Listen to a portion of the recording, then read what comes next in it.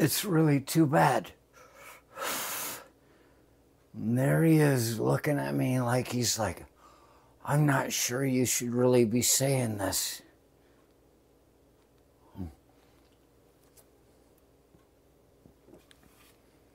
Because he's not trying to put himself across as somebody that is against anything.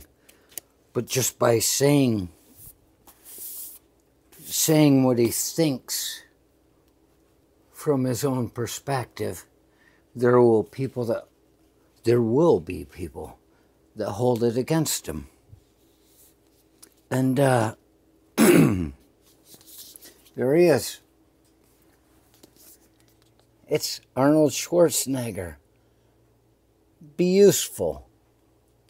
I mean, that's the first two words of his title. Be useful. 7 tools for life. Be useful. Don't just sit there and try and keep things from happening. He's got a book on life, I guess, and I'm about 93 pages in. Something like that. Got it for Christmas. The thing I say is sad is that people are going to say, I don't want to see that. He said something against that poor guy. And it's like, I feel so sad for you. If you've lost not only all your heroes to sit in front of a TV to, but you've lost all of the people that are allowed to think for themselves. I mean, look what I did. Look what I did.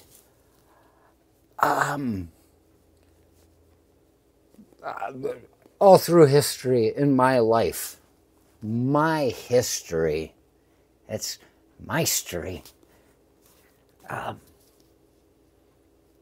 I've considered Jon Voight to be a fantastic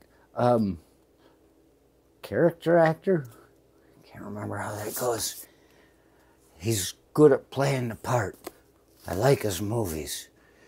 But there is something about him I have never liked. I don't know what it is. I could never stand the dude. I never even saw him talk. There's something about looking at him that I don't like. I like his movies. I like his acting. There's something about him you don't like. But now, who has not liked Arnold? I mean, even for the worst of people, he's a son of a bitch. He screws with people. He knows how things go. He's just laughing at everybody around him and loving them the same. But then you get somebody that they're just out of their minds.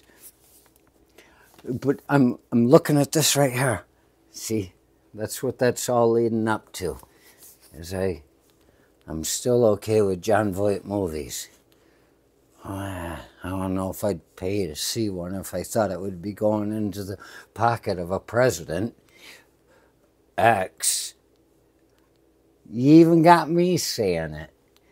Some guy that's on trial, an X. We said goodbye. You're not a former president. You didn't make it till the end. You're an X.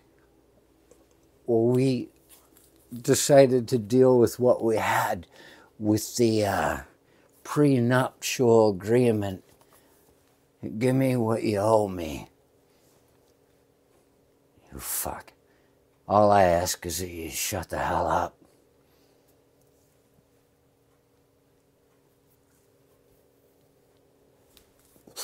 But here in this, it's got, in the last couple of lines of this one paragraph, I'm on page 93, it says at some point, he's talking about being the goddamn governor of California. And, oh my gosh, there were fires in San Diego.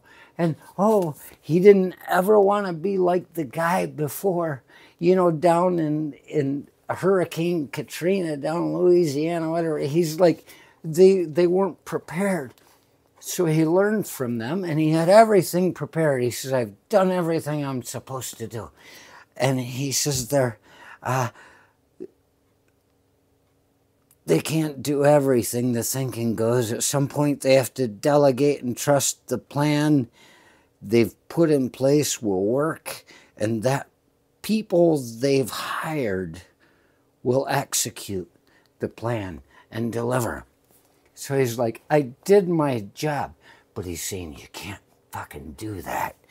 He says, except you can't just expect the other people are going to do what you think they're going to do or what they say they're going to do, especially at the moment of truth, whether that's the cusp of success or the brink of disaster.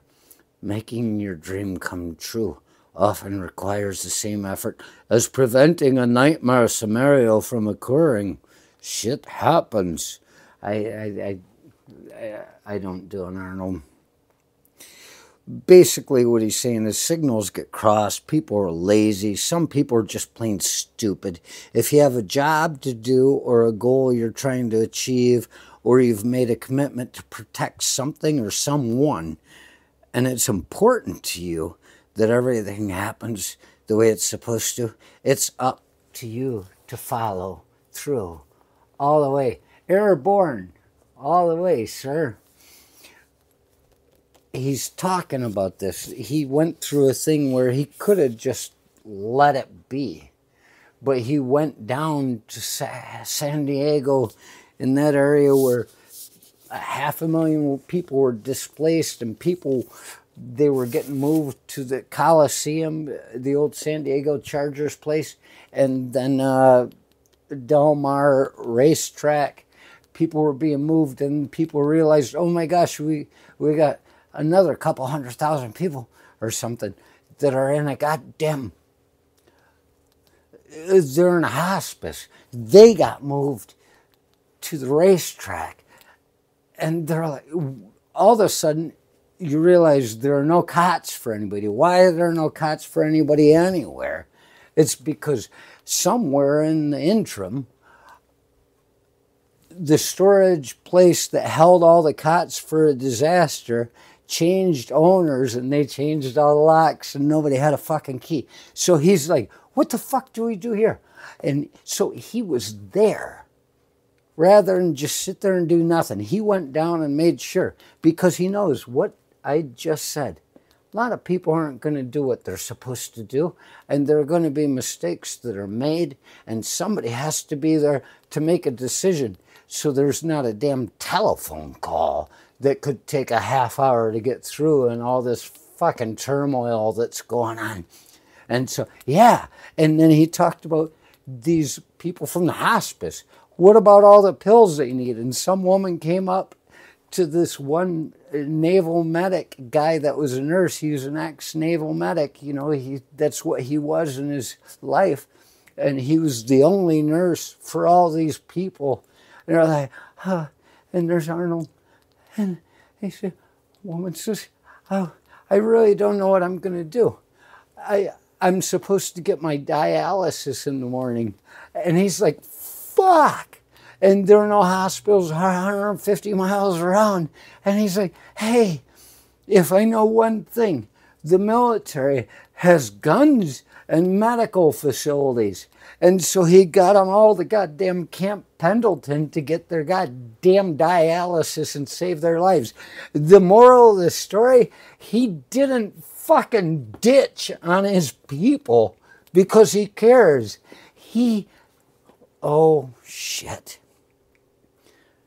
You got Ted Cruz, doesn't want people taking pictures of him in the airport as he's fleeing a goddamn local disaster that's part of his fucking constituency. I'm getting out of here. You got Ted Cruz, who, when you talk to people and they say, are you really going to vote for that poor guy? What if he's on... what if he... And one of them will say, they don't want to admit to the fact that they're going to vote for that poor guy no matter what, unless he's not there. And they'll probably write him in. But one guy said, probably Ted Cruz. I like Ted Cruz. I'm like, fucking Ted Cruz. You mean Tom's lesser-liked brother? You got this guy that they say they could use as a president, but he ditches his fucking people and he cowers in front of those who call his wife ugly and decides that they're best friends now. What do you really think is going to happen if Ted Cruz were to become president of the United States? Would he kowtow to Putin?